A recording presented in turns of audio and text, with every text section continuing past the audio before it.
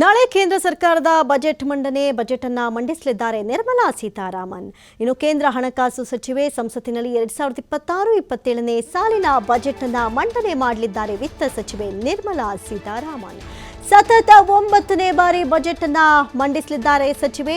Budget ಸಿದ್ಧಪಡಿಸುವುದಕ್ಕೆ ಹಾಗಾದ್ರೆ ನೆರವಾಗಿದ್ಯಾರು ಎನ್ನುವಂತಹ ಪ್ರಶ್ನೆ ಇಲ್ಲಿ ಸಹಜವಾಗಿ ಮೂಡುತ್ತೆ. ಒಂದ್ ಕಡೆ ಬಜೆಟ್ ಅಂದ ತಕ್ಷಣ ಯಾರಿಗೆ ಲಾಭ, ಯಾರಿಗೆ ನಷ್ಟ, ಮಧ್ಯಮ ವರ್ಗಕ್ಕೆ ಏನಾದರೂ ಇಲ್ಲಿ ಕೊಡುಗೆ ಕೊಡ್ತಾರ ಅನ್ನುವಂತಹ ಪ್ರಶ್ನೆ ಇಲ್ಲಿ ಸಹಜವಾಗಿ ಮೂಡುತ್ತೆ. ಹಾಗಾದ್ರೆ ಬಜೆಟ್ ಅನ್ನ ಸಿದ್ಧಪಡಿಸೋದಕ್ಕೆ ಈ ಬಾರಿ ನೆರವಾದವರು ಯಾರು ಅನ್ನುವಂತಹ ಪ್ರಶ್ನೆ ಒಂದು ಕಡೆ ಆದ್ರೆ, ಅನುರಾಧಾ ಠಾಕೂರ್ ಆರ್ಥಿಕ ವ್ಯವಹಾರಗಳ ಕಾರ್ಯದರ್ಶಿ ಅನುರಾಧಾ ಠಾಕೂರ್ ಬಜೆಟ್ ಮೂಲ ಶಿಲ್ಪಿ. ಬಜೆಟ್ ಅನ್ನ ಸಿದ್ಧಪಡಿಸುವಂತಹ ಇಲಾಖೆಯ ಮುಖ್ಯಸ್ಥಿಯಾಗಿ ಇವರ ಪಾತ್ರ ಪ್ರಮುಖವಾಗಿದೆ. 2026-27ರ ಅರ್ಥವ್ಯವಸ್ಥೆಯ ಚೌಕಟ್ಟನ್ನ ನಿರ್ಧರಿಸುವಂತಹ ಅಧಿಕಾರಿ ಅನುರಾಧಾ ಠಾಕೂರ್.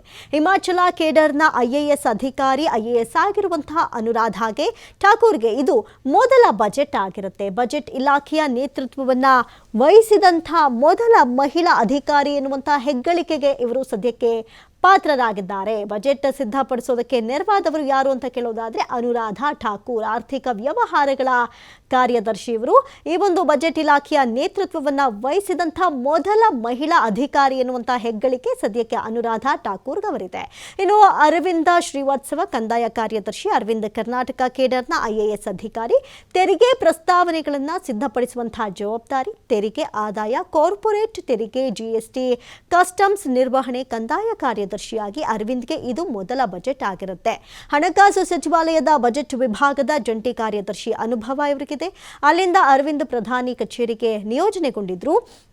ಇನ್ನು ವುಮಲುನ್ ಮಾಂಗಾ ಜೊತೆಗೆ ವೆಚ್ಚ ಕಾರ್ಯದರ್ಶಿ, ಕೇಂದ್ರ ಸರ್ಕಾರದ ಯೋಜನೆಗಳ ಅನುಷ್ಠಾನದ ಮೇಲುಸ್ತುವಾರಿ, ಸರ್ಕಾರ ಮಾಡುವಂತಹ ವೆಚ್ಚ, ಸಬ್ಸಿಡಿ ಸರಳೀಕರಣದ ಬಗ್ಗೆ ಜವಾಬ್ದಾರಿ, ಮುಂದಿನ ಆರ್ಥಿಕ ವರ್ಷಕ್ಕೆ ಅಗತ್ಯವಾದಂತಹ ಮಾರ್ಗದರ್ಶನವನ್ನು ನೀಡೋದು. ಇನ್ನು ಎಂ ನಾಗರಾಜು ಆರ್ಥಿಕ ಸೇವೆಗಳ ಕಾರ್ಯದರ್ಶಿ, ಸರ್ಕಾರದ ಆರ್ಥಿಕತೆ ಒಳಗೊಳ್ಳುವಿಕೆ, ಯೋಜನೆಗಳು, ಸಾಮಾಜಿಕ ಭದ್ರತಾ ಯೋಜನೆಗಳ ಚಾಲನಾ ಶಕ್ತಿ, ಸರ್ಕಾರಿ ಸ್ವಾಮ್ಯದ ಬ್ಯಾಂಕುಗಳು, ವಿಮಾ ಕಂಪನಿಗಳು, ಪಿಂಚಣಿ ವ್ಯವಸ್ಥೆಗಳ ಹಣಕಾಸಿನ ಸ್ಥಿತಿಗತಿಗಳ ಮೇಲೆ ನಿಗಾ ವಹಿಸುವುದು, ಸಾಲ ನೀಡಿಕೆ ಹೆಚ್ಚಳ, ಡಿಜಿಟಲ್ ತಂತ್ರಜ್ಞಾನದ ಅಳವಡಿಕೆ, ಹಣಕಾಸಿನ ಕಾರ್ಯಸೂಚಿಗಳ ಅನುಷ್ಠಾನದಲ್ಲಿ ನಿರ್ಣಾಯಕ ಪಾತ್ರವನ್ನು ವಹಿಸಿದ್ದಾರೆ. ನೋಡಿ, ಇವರೆಲ್ಲ ಬಜೆಟ್ ಸಿದ್ಧಪಡಿಸೋದಕ್ಕೆ ನೆರವಾದವರು.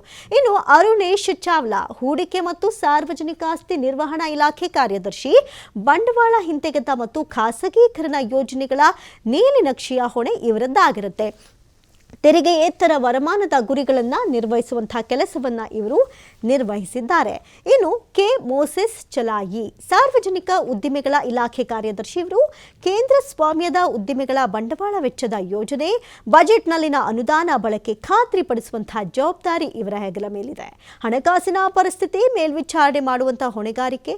ಇನ್ನು ವಿ ಅನಂತ ನಾಗೇಶ್ವರ್ ಇವರು ಮುಖ್ಯ ಆರ್ಥಿಕ ಸಲಹೆಗಾರ. ಬಜೆಟ್ ಸಿದ್ಧತೆಯಲ್ಲಿ ಮುಖ್ಯ ಆರ್ಥಿಕ ಸಲಹೆಗಾರರ ಪಾತ್ರವನ್ನು ವಹಿಸುವಲ್ಲಿ ಇವರಿದ್ದಾರೆ. ಅಪಾರ ಇವರ ಕೆಲಸ ಕೂಡ.